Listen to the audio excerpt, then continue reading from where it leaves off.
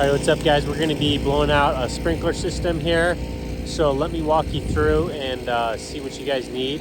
First off, I've got my truck here with a generator and air compressor, just like a household 27 gallon. And then I added an auxiliary 60 gallon tank. But you can just use your normal home air compressor. It'll just take a little bit longer. But yeah, let me show you where we can hook up at. So this is pretty typical system. Some might be in the ground, your backflow preventer, or they'll be mounted on the house. But we'll get our T-handle, turn our water off, purge out these lines, and then I'm gonna hook on here with our air. Okay, so this is just a normal water valve. Usually you have to get a flashlight so you can see where it's at. Turn it in 90 degrees to the right. So now our water will be off. Test that here. That'll purge out all the remainder pressure that was in the lines. So now I'm gonna hook up my air, and he's got a water source all the way down at the front of his property. And we're gonna purge those ones first. Oops, purge those ones first. So now we have main line running that whole distance that is pressurized with air. So it's gonna give us more CFMs to blow out these other zones. Okay, so you just get this at Home Depot. This is garden hose to air compressor, and then a female to female. And then your air line will plug right in.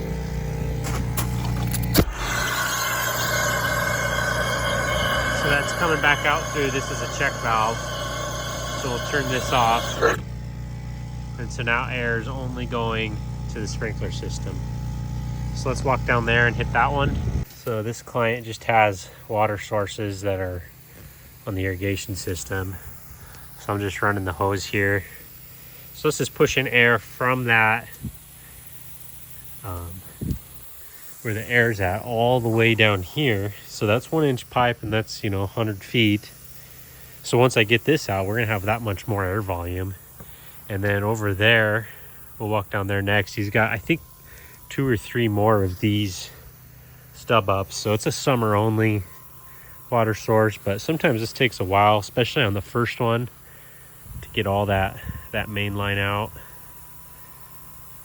And then we're running about 40 psi of air.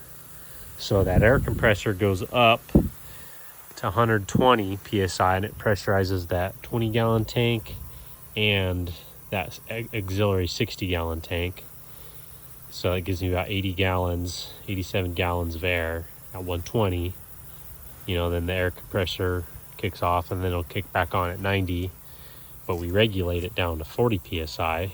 That's typically about what your water is, your water pressure. You don't want to go super high because you might blow out fittings, or you'll run out of air a lot quicker. So you can do it with 40, you can do it with 30 psi, and then it gives you a little bit longer run time on your air compressor.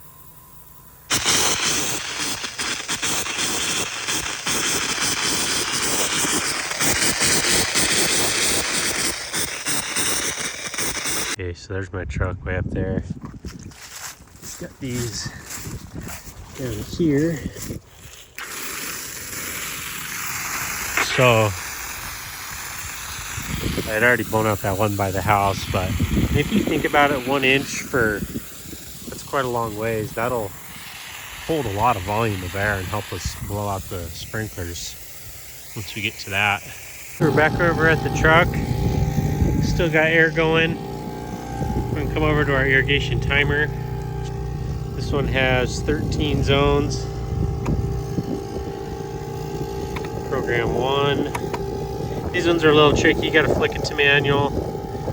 Program. And once you get that emblem, then you're good.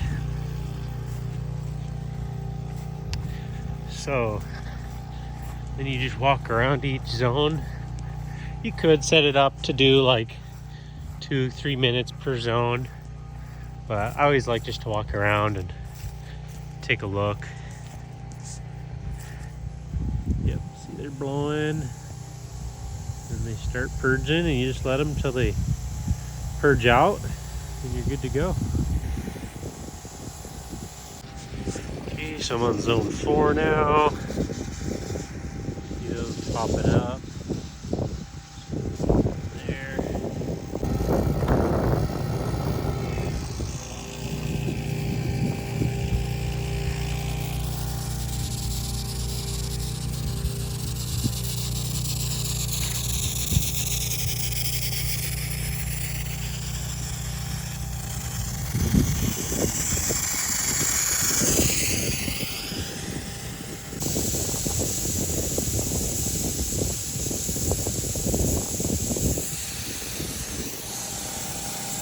Ready, just like that, sprinkler system is blown out. Let me show you guys my setup real quick.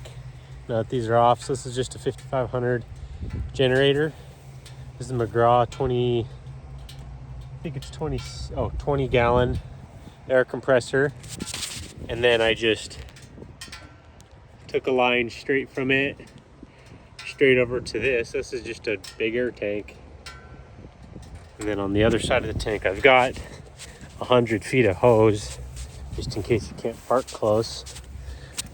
So then I just ran a pressure regulator, choked it down to 40.